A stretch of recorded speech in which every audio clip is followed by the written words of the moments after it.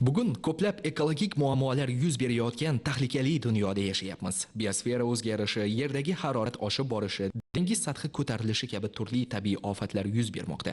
Dunyoning deyarli barcha mamlakatlarida qattiq maishiy chiqindilarni aholi jon boshiga hisoblaganda, ular har yili 1% ga oshib bormoqda. Bu esa jahonning ekologik barqarorligiga o'zining salbiy ta'sirini ko'rsatmay qolmaydi. Aslida har bir inson o'zi chiqarayotgan chiqindiga javobgar bo'lishini bugun davrning o'zi talab etmoqda. Shu bois chiqindini qayta ishlab, uni kerakli buyumga aylantirishga alohida e'tibor qaratilgan. Ayni yo'nalishda innovatsion g'oyalar yaratayotgan yoshlar orasida surxondaryoliklar ham bor. Biz har kuni hayotiy ehtiyoj sifatida taomlanamiz, iste'mol qilganlarimizdan qolganini chiqitga chiqaramiz. Ammo uning tabiat va insoniyatga salbiy ta'sirini kamaytirish maqsadida o'g'itlar olish imkoniyati borligini bilarmidingiz? Chiqindilardan unumli foydalanish maqsadida oziq-ovqat chiqindilaridan biz harorat ta'sir ettirib biochar olish ishlarini amalga oshirmoqdamiz. Ya'ni biochar bu oziq-ovqat organik chiqindilarni qoldiqlarini yuqori harorat, ya'ni kislorodsiz sharoitda kuydirib olish natijasida olinadigan mahsulot hisoblanadi. O'zbekchasiga to'g'ridan-to'g'ri tarjima qilinganda bioko'mir deyiladi. Bu qishloq xo'jalik mahsulotlaridan yuqori hosil olish, sifatli hosil olishda, tuproqqa ishlov berishda qo'llaniladigan mahsulot hisoblanadi. Oziq-ovqat mahsulotlarining qoldiqlari, ya'ni maishiy chiqindilar, undan tashqari ishlatilmaydigan o'simlik qoldiqlar. Bu ishning asosiy maqsadi xomashyo sifatida o'sha organik chiqindilarni tanlaganmiz, ya'ni xomashyo ham arzon bo'lishi kerak va ko'p bo'lishi kerak. Maqsad shu. Endi maishiy chiqindilar bilasizki, qayta ishlanmaydi. Aksariyat holatlarda shahar sharoitida chiqindixonalarga tashlanadi. Endi qishloq sharoitida uni chorva mollariga yem sifatida berish ham mumkin, lekin shahar sharoitida uni chiqindi sifatida ishlatiladi. Shuning uchun bularni yig'ib bir joyda to'plab, quritib, bundan biochar olish ishlarini amalga oshirmoqchimiz kelajakda. Suhbatdoshimiz ilmiy izlanishlarini nafaqat maqolalarda aks ettirishni, balki yurtimizga yangilik sifatida kirib kelgan bu sohani takomillashtirishni maqsad qilgan. Suvni iqtisod qilish, o'simliklarning foydali jihatlarini saqlab qolish va eng muhimi tabiatni asrash undan kutilayotgan katta natijalar sirasiga kiradi. Ma'lumki, qishloq xo'jaligi maydonlariga chirigan go'ng yoki mineral o'g'itlar berish yuqori hosildorlikka sabab bo'ladi. O'simlik qoldiqlari va oshxona chiqindilaridan kompost tayyorlash esa hali yangi loyiha. E'tiborlisi, bu mahsulot kamchiqim va tabiatni asrashga xizmat qiladigan organik o'g'it hisoblanadi. Bu O'zbekiston sharoitida yangi ish hisoblanadi. Yaqin yillarda kirib keldi. Hali bu keng ommalashmagan.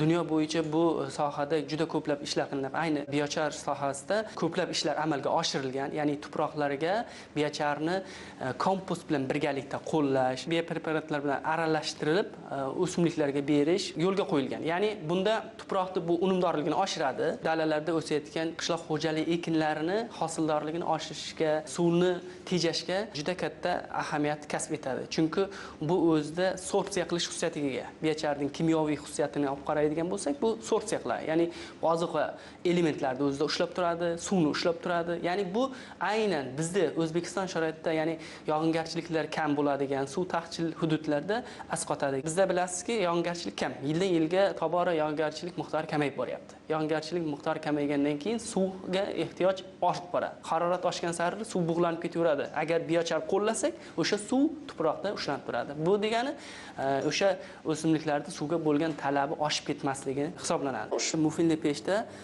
daraxt qoldiqlari, ya'ni shox-shabba qoldiqlaridan biochar olish ishini amalga oshiryapmiz. Ayni damda 500 gradus haroratga 1 soat vaqtga qo'yganmiz. Ya'ni bu hozir 431 gradusda turibdi.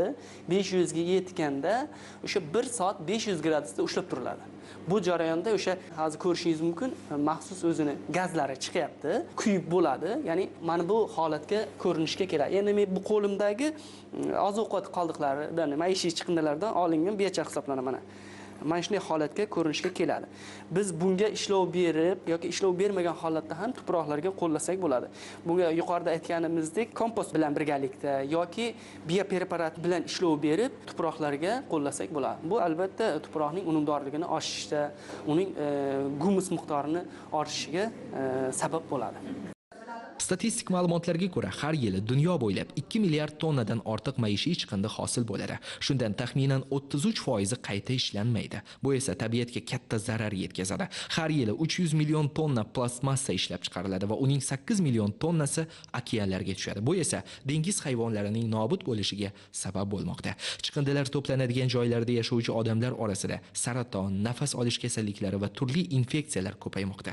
Jahon sog'liqni saqlash tashkiloti ma'lumotlariga ko'ra, chiqindilar bilan bog'liq kasalliklar har yili millionlab odamlarning hayotiga zomin bo'ladi. Masalan, chiqindixonalarda hosil bo'ladigan filtrat suvlari yaqin atrofdagi suv manbalarini zaharlaydi. Bu o'z navbatida o'simliklar va qishloq xo'jaligi rivojiga ham salbiy ta'sirini o'tkazmay qolmaydi.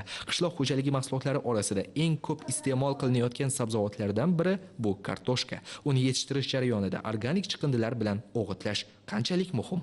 Biz Termiz davlat universiteti ekologiya va tuproqshunoslik kafedrasi professor o'qituvchilari hamda ustozlarimiz bilan birgalikda sabzavot, poliz ekinlari va kartoshkachilik ilmiy tadqiqot instituti bilan hamkorlikda tajribalarni olib boryapmiz. Asosan u hududda biz kartoshka hamda poliz ekinlari hamda pomidor o'simliklarini yetishtirish bo'yicha turli xil tajribalarni, tadqiqotlarni olib boryapmiz.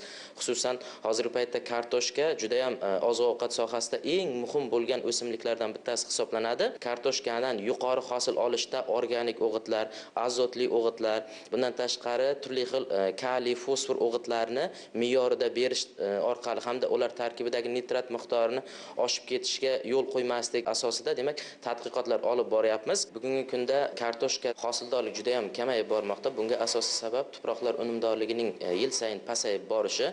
Asosan shu paytgacha 1 gektar maydondan 19-22 tonnagacha kartoshka olingan bo'lsa, biz kutayotgan natija asosan 1 gektar maydondan o'sha organik mineral o'g'itlarni me'yorida qo'llash orqali bulardan 24-26 tonnagacha hosil olish kutilyapti. Yurtimizda chiqindilarni boshqarish muhim ekologik masalalardan biri bo'lib, yiliga 14 million tonna chiqindi hosil bo'ladi, lekin ularning atiga 4-5% qayta ishlanadi. Ahamiyatlisi shundaki, ushbu chiqindilarning 80%ni organik moddalar tashkil qiladi.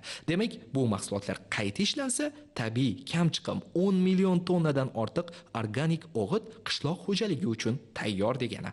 Axir sabzavot va poliz mahsulotlari uchun bu biochar tabiiy ozuqa hisoblanadi. Mening ilmiy ishim bu pomidordan yuqori hosil yetishtirishda azotli o'g'itlarning me'yori. Bunda ham shunga bog'lab o'tishimiz kerakki, hozirgi kunda mana shu pomidorning yuqori hosil yetishtirishda mineral o'g'itlar ishlatamiz. Lekin mineral o'g'it ishlatgan bilan birgalikda biz tuprog'imiz tarkibida organik modda ham bo'lishi kerak. Hech qachon masalan mineral o'g'itni o'zini qo'llagan taqdirimizda biz yuqori hosil ola olmasligimiz aniq. O'shaning uchun azaldan o'zimizning olimlarimiz ishlab kelishgan, ya'ni tuproqning tarkibida organik modda haqida. Demak, organik moddaga to'xtalib o'tadigan bo'lsak, hozirgi kunda insonlarning mana shu pomidorning qimmatli o'zining xususiyati, dietik ta'mi tufayli u jahonda hozirgi kunda keng miqyosda yetishtirib kelinmoqda. Jumladan o'zimizning O'zbekiston mintaqasiga to'xtalib o'tadigan bo'lsak, O'zbekistonda sabzavot ekinlarining umumiy maydonining 40%ni hozirgi kunda pomidor mahsuloti tashkil etmoqda. Demak, aholini 4 faslda ham pomidor mahsuloti yetishtirish muammosi turibdi. Biz issiqxonada pomidor yetishtirsak, insonlarni yilning istalgan muddatida ham pomidor bilan ta'minlay olamiz. Buning uchun biz albatta nima qilishimiz kerak? Birinchi o'rinda, ya'ni issiqxonada pomidor yetishtirayotganda eng katta talab bu tuproqqa qo'yiladi. Ya'ni tuproqning tarkibidagi organik moddalar, ya'ni tuproqning o'zining unumdorligi hisoblanadi. Demak, biz mana shu qonun-qonuniyatga amal qilishimiz kerak. Buning uchun pomidor yetishtirayotganda albatta biz tuproqlarning tarkibini organik modda bilan boyitishimiz kerak.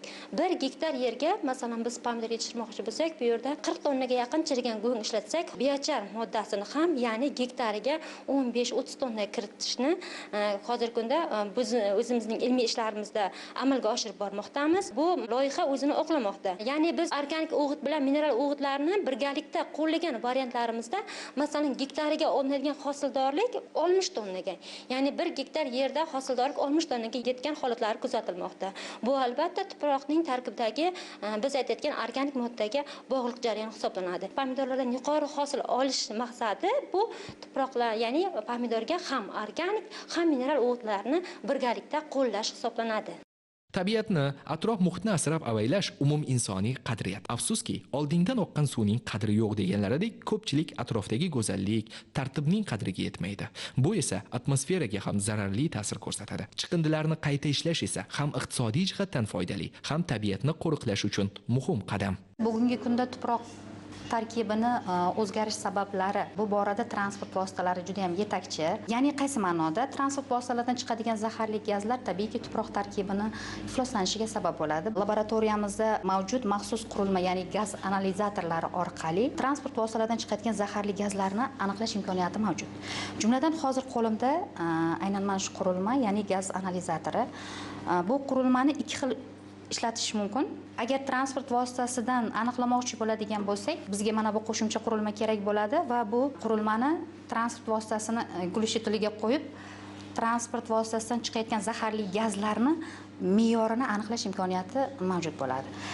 Bu yerda qurilmani bu qo'shimcha qurilmasiz ham ishlatish imkoniyati mavjud, ya'ni bu ochiq havoda. Chunki nafaqat transport vositalari, balki ochiq atrof muhitni boshqa turg'un manbalar ham ifloslanishi mumkin. Bunga sanoat korxonalari ham misol bo'la oladi. Bu esa tuproqning tabiiy tarkibini o'zgarishi tabiiyki uni hosildorlik, samaradorligiga ham bevosita ta'sir ko'rsatadi. Rivojlangan mamlakatlar chiqindilarning 85%ni qayta ishlashga yo'naltiradi. To'g'ri, bu kichik laboratoriyalarda nisbatan kam mahsulotlar ishlab chiqarilmoqda. Ammo yosh tadqiqotchilar uning samarasini bilgan dehqonlar buyurtmasiga qarab katta miqdorda organik o'g'it tayyorlashni ham maqsad qilgan. Surxondaryo viloyatimizda lokal ekologik muammolardan hisoblangan chang bo'ronlardan olingan chang zarrachalarini mikroskopda o'rganib ko'rmoqdamiz. Harorat ta'sir ko'rsatib ko'ryapmiz. Haroratni minus darajada, plus darajada, ya'ni haroratga qizdirib ko'ryapmiz, sovutib ko'ryapmiz. Ya'ni chang zarrachalarni sovuqda qanday parchalanadi, issiqda qanday parchalanadi, o'shalarni hozir biz o'sha haroratga qo'yib, keyin mikroskopda parchalanish darajasini o'rganib ko'rmoqdamiz. Demak, bugungi kunda iqlim o'zgarishi, chang bo'ronlarining juda ham ko'p sodir bo'layotganligi eng asosiy sabablari va yechimlarini topish borasida biz mana shunday ishlarni amalga oshirib bormoqdamiz. Tabiiy fanlar fakulteti ekologiya kafedrasi qoshidagi laboratoriyada mana shunday ishlarni amalga oshirish bilan birgalikda bularga yechim ham topish yuzasidan ko'pgina loyihalarni amalga oshirish, loyihalar ustida ishlash borasida ishlarni amalga oshirib bormoqdamiz. Albatta, bu tadqiqotlar keraksiz chiqindilarni boshqarish, tabiatni himoya qilish va kelajak avlodga sog'lom tabiiy muhit qoldirish yo'lidagi muhim qadamlardan hisoblanadi.